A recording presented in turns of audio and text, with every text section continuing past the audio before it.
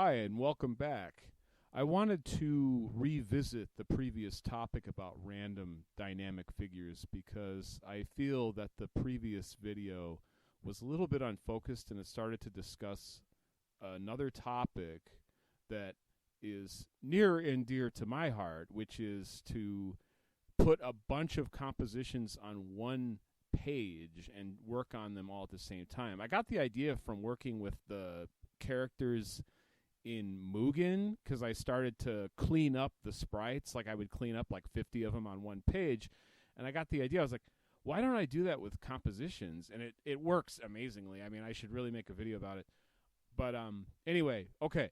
So this is just a grid, okay? And there's a rib cage and a we should do it over, but all right. So, okay, I thought we should just talk about like the basic anatomy of like so you got the rib cage, you got the pelvis, you got the legs, and you got the shoulders, then you got the arms.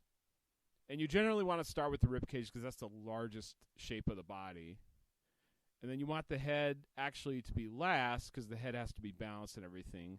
But, you know, if the figure is in the air, and like with what we're trying to do here, the figures may very well be in the air, especially if you're there, just levitated. So, I mean, if you're going to be doing a bunch of random stuff, I just wanted to kind of like make it more clear. Gosh, it's like I know I'm being recorded, so all of a sudden my vocabulary has gone down considerably. But I want to convey like how this works. Like you make it into a thumbnail, and now it's just one. It's not going to be like a whole sheet of them. And you just kind of like, we have a general idea of the rib cages and that we want like two figures. So I'm just going to do that. I'm just going to like create these intense, rough sketches here. And just, I can already kind of see it. And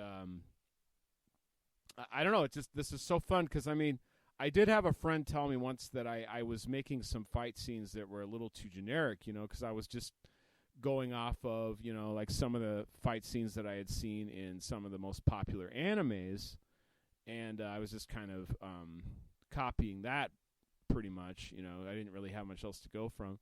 So anyway, like I'm already just seeing like this one guy's kind of like hanging back here, and like there's his head and there's his shoulder up there. And yeah, it's like I just I can already see it, and hopefully if you try this, you can too. And you can start to generate some more unique sort of fight scenes.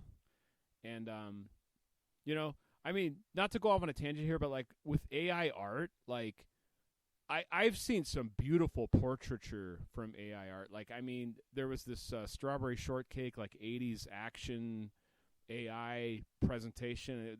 They were so beautiful. I mean, it was amazing. But it seems to have a lot of trouble with like action.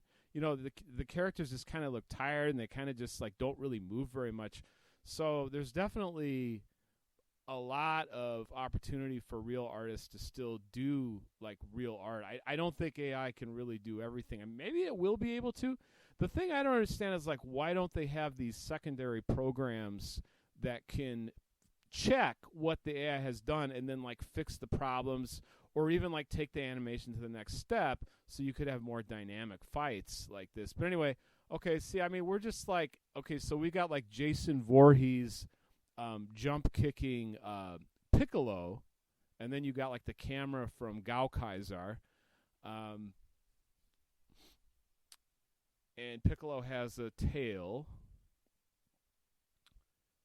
And then, of course, you need to have a road sign on the ground. I mean, that's funny stuff. I mean, that like, why? He was too powerful.